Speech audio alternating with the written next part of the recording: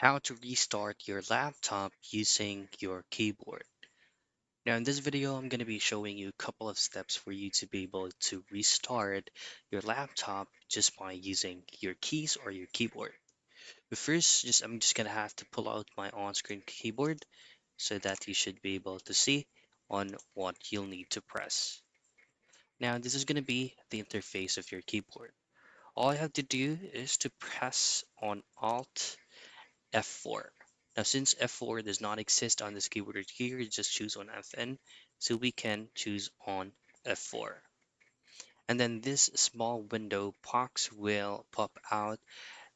This is going to be the power options that you can choose whether to shut down a PC, to restart, or to reset. For you to be able to change this into restart, so this is going to be into default if you access this option. You just have to go on down with the down keys or the down arrow keys on your keyboard so that it will change into restart.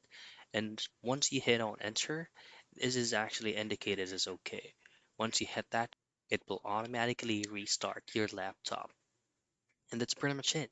That's how easy you can restart your laptop using your keyboard.